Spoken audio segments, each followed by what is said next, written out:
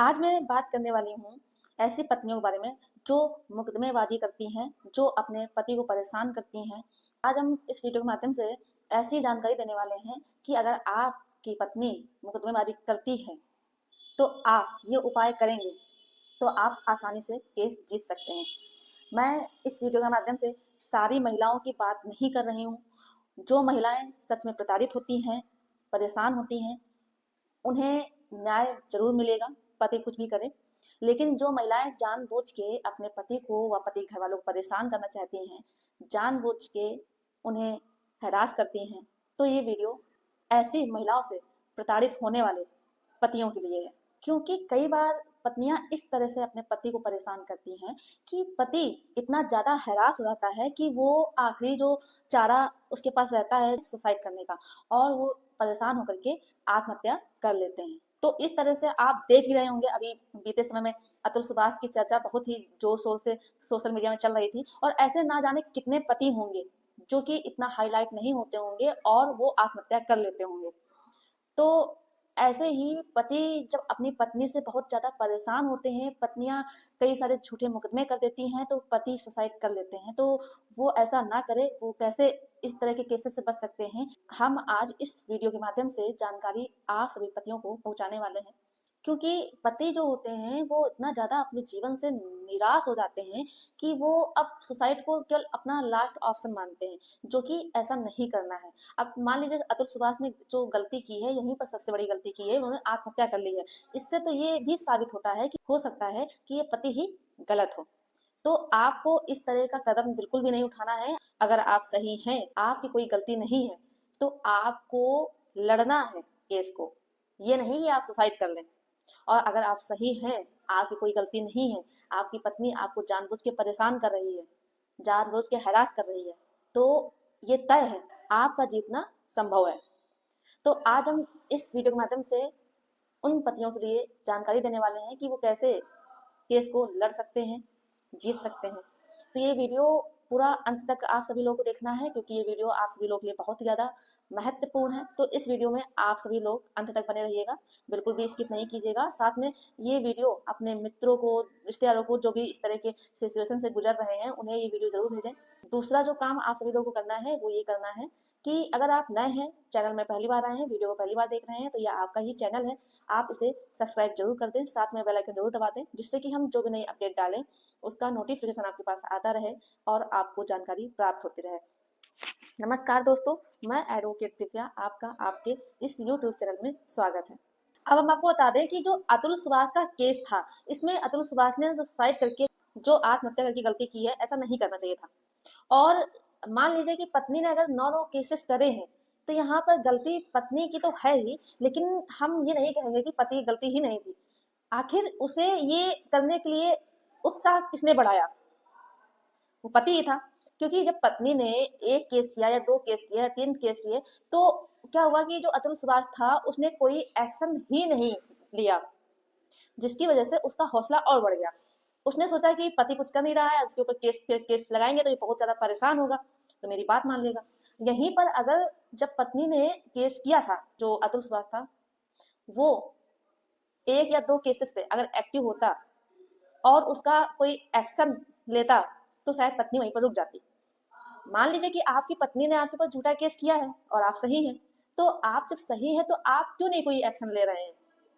और पत्नी ने अगर केस किया है तो आप भी एक्शन लीजिए। मान लीजिए कि आपकी पत्नी ने आपके घर वालों के साथ बदतमीजी की है, गाली गलौज की है, आपके साथ की है, तो आप जब सही है, आपकी पत्नी ने ऐसा किया है, तो आपको जाना चाहिए था, आपको एफआईआर दर्ज करानी चाहिए थी, कंप्लेन करनी चाहिए थी इस विषय की कि आपकी पत्नी इस तरह करती है, और आपके पास रिकॉर्डिंग वगैरह भी है।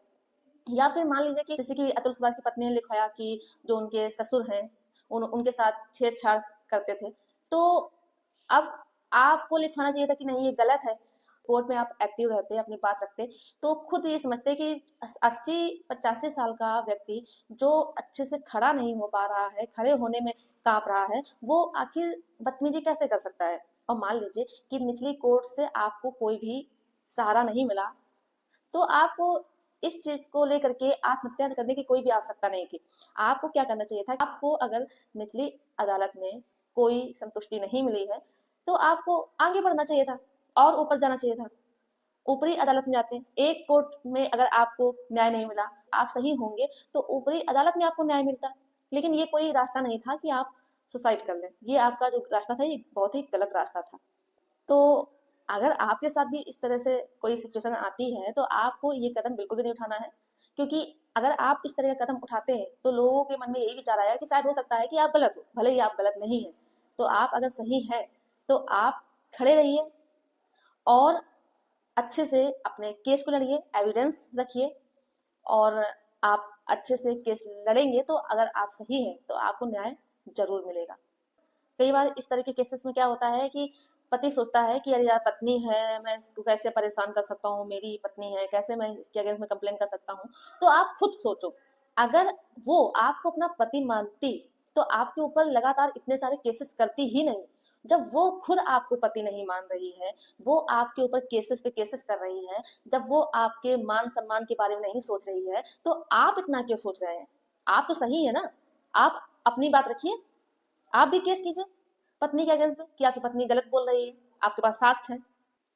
तो आपको ये कदम नहीं उठाना चाहिए था। जो मोह माया आपके मन में है ना, उसे खत्म करना चाहिए इन तरह के केसेस में।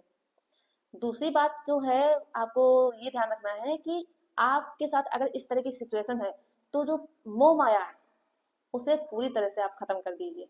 क्योंकि कई बार पति सोचते हैं, यार ये तो मेरी पत्नी है, मेरे बच्चे हैं, और ये अगर हम ऐसा करेंगे तो बाद में क्या होगा, हो सकता है कि बाद में सुधर जाए, बाद में अच्छे से रहने लगे। तो इस चीज को आप बिल्कुल छोड़ दो।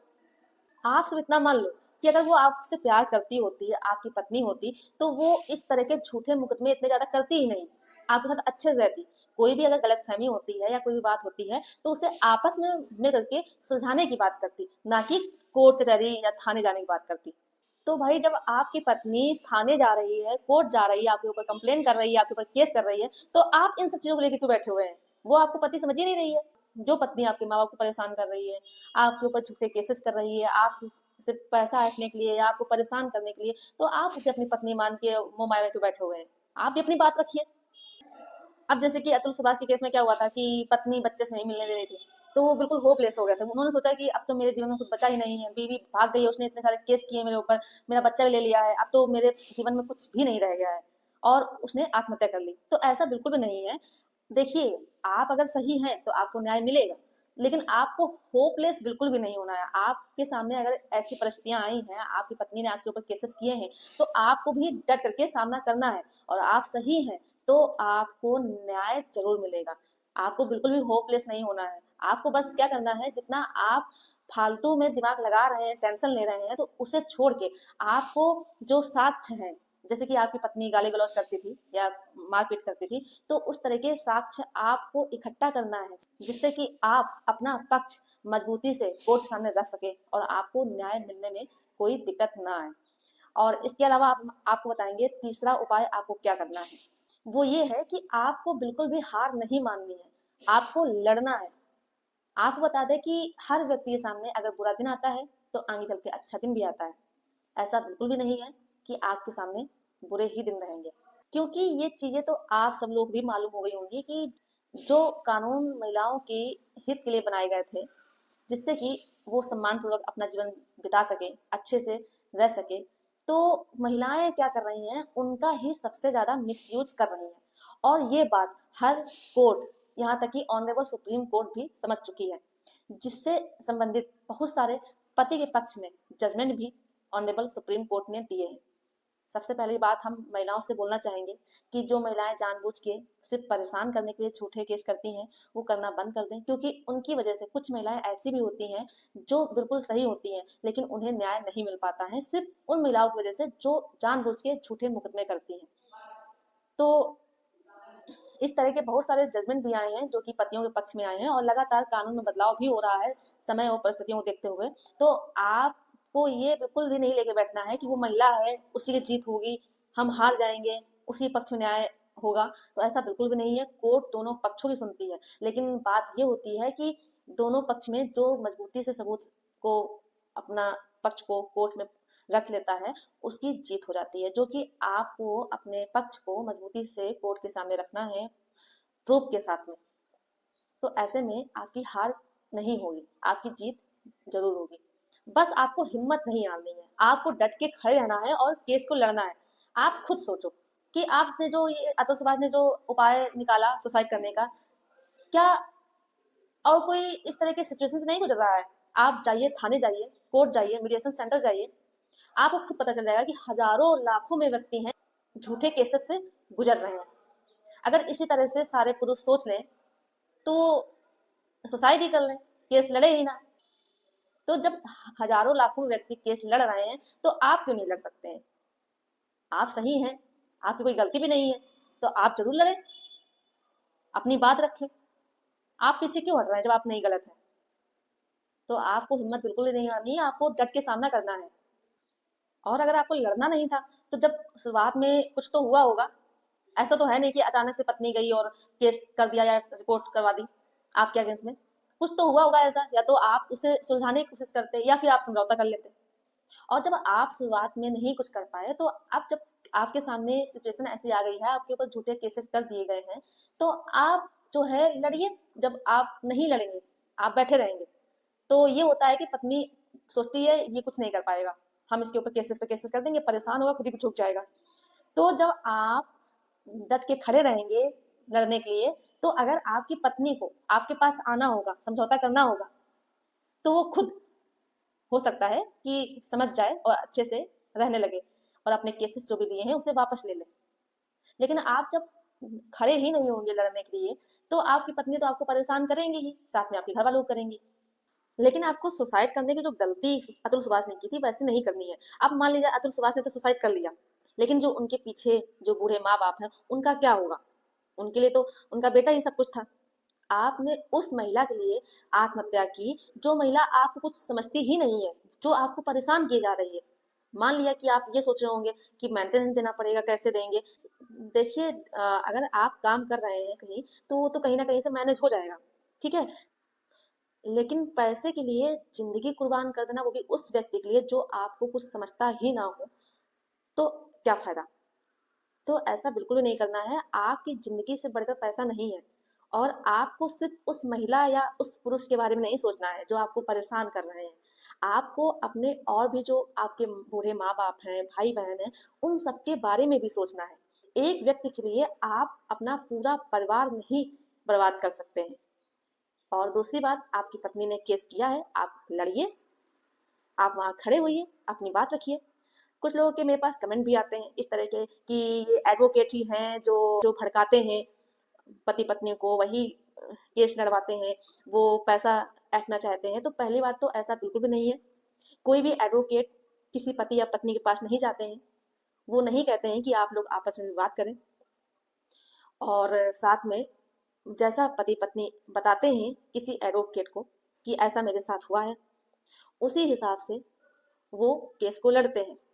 अब आपके यहाँ क्या हुआ है, सही क्या है, गलत क्या है, वो किसी भी एडवोकेट को मालूम नहीं होता है। आप जो बताते हैं, जो सबूत देते हैं, उसी आधार पर एडवोकेट आपका केस लड़ते हैं। तो ये कहना बिल्कुल गलत है कि एडवोकेट की गलती होती है, सिर्फ पैसा लेने के लिए ऐसा करते हैं।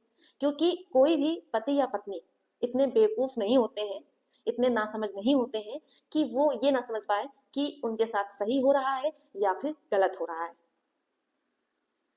तो ऐसा बिल्कुल भी नहीं है। अगर आपको लगता है कि एडवोकेट सिर्फ पैसा लेने के लिए ऐसा करते हैं, तो आपके पास उपाय हैं, आप वो उपाय कीजिए। जैसे कि आपको लगता है कि आपको एडवोकेट लूट रहे हैं या पैसे के लिए ऐसा कर रहे हैं, तो बहुत सारे सरकारी एडवोकेट हैं, उनका चुनाव आप कर सकते हैं। साथ में आप एक काम और कर सकते हैं। अगर आपको लगता है कि जो सरकारी वकील हैं वो भी आपका केस अच्छे से नहीं लड़ पा रहे हैं, तो जिस व्यक्ति का केस है उस व्यक्ति के पास भी ये राइट होता है कि वो अपना केस खुद भी लड़ सकता है। तो आप खुद जाइए, केस लड़िए, अपनी बात रखिए, लेकिन आपको हार नहीं माननी है। आपको जिस तरह से अतुल सुभाष ने सुसाइड कर लिया, हार मान ली जिंदगी से, तो ऐसा नहीं करना है। आपको लड़ना है और अच्छे से अपना पक्ष रखना है। आपकी पत्नी मान लीजिए कि अगर अच्छी होगी, समझदार होगी, वो अगर अपने परिवार को बिगाड़ना नहीं चाहती होगी, तो वो खुद वापस आ जाएगी और अच्छे से अपने परिवार के साथ रहेगी। लेकिन अगर आपकी पत्नी नहीं रहना चाहती है, वो अगर परेशान करना चाहती है, तो ऐसे में आपको लड़ना है। और दूसरी बात, कोर्ट में जब भी जाए, हमेशा अच्छे से हंसते हुए जाइए, मुस्कुराते हुए जाइए, जिससे कि उन्हें ये लगे कि आपको कोई फर्क ही नहीं पड़ रहा है। आप इस तरह से जाइए कि मुझे तो कोई फर्क नहीं पड़ रहा है। और जिस तरह से पत्नी बाद में बोलती है, केस लड़ने के बाद आखिर में बोलती है कि मैं तो अपने पति के साथ रहना चाहती हूँ, मेरा पति ही नहीं रखना चाहता है। तो भाई, ऐसी महिलाओं को कौन पति रखना चाहेगा जो अपने पति के ऊपर इतने सारे छोटे केसेस किए हुए हैं, पति और पति घर वालों को परेशान कर रही है। तो ऑब्वियसली ऐसे में पति नहीं रखना चाहेगा अपने पत्नी को। तो देखिए, जो भी सबसे पहली बात तो हम यही बोलेंगे कि कोई भी अगर बात है घर से शुरू होती है, चाहे कोई बात हो, तो उसे घर में ही निपटाने की कोशिश करें, पति या पत्नी कोई भी हो। और उसे इग्नोर करें अगर छोटी बात हो तो, क्योंकि देखिए परिवार से बढ़कर कुछ भी नहीं होता है। और अगर आप केस करती हैं या आपके पति करते हैं आपके ऊपर झूठे केस, या पत्नी करती है, तो ऐसे में क्या होता है कि वो जो ट्रस्ट होता है एक दूसरे के ऊपर, वो ट्रस्ट दोबारा बन ही नहीं पाता है। तो चाहे वो पत्नी के साथ इस तरह की सिचुएशन आई हो या पति के साथ सिचुएशन हो, तो पहले जैसा भरोसा एक दूसरे के ऊपर बन नहीं पाता है, और वो साथ में नहीं रह पाते हैं, और बाद में सिर्फ पछतावे के सिवा कुछ भी नहीं मिलता है। और वो सिर्फ यही सोचते हैं, काश अगर ऐसा कर लिया होता तो ये ना होता, काश ऐसा कर लिया होता तो वो ना होता। तो ये काश ना आए आखिरी में, और अच्छे से अपना जीवन बिताते रहें। इसलिए कोई भी छोटी बात हो तो उसे पहले घर में ही निपटाएं, सुलझाने की कोशिश करें। अगर ऐसा कोई ऐसी डिमांड है पत्नी की या पति की जो आप पूरा कर सकते हैं, तो उसे पूरा करने की कोशिश कीजिए। और जो पत्नी समझदार होगी या जो पति समझदार होगा, वो पहली बात तो इस तरह की कोई डिमांड ही नहीं करेगा या करेगी जिससे कि आपस में कोई दिक्कत हो, या फिर पति या पत्नी में से जो भी डिमांड कर रहा हो या कर रही हो तो उसके पार्टनर को कोई दिक्कत हो।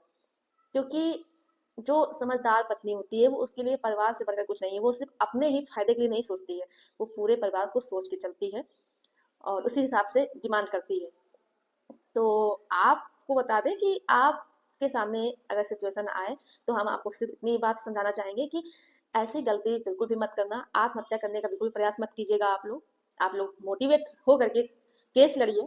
और आप सही हैं, अगर आपकी कोई भी गलती नहीं है, वो चाहे पति हो या पत्नी हो, अगर झूठे केस किए हैं किसी ने और आपके पास एविडेंस है, आप सही हैं, तो आप अपना पक्ष आराम से रखिए, तो आपकी जीत जरूर होगी। आप इस वीडियो को ज़्यादा से ज़्यादा लोगों को शेयर जरूर कर दीजिएगा, जिससे कि लोग मोटिवेट होकर के आराम से अपना केस लड़ें।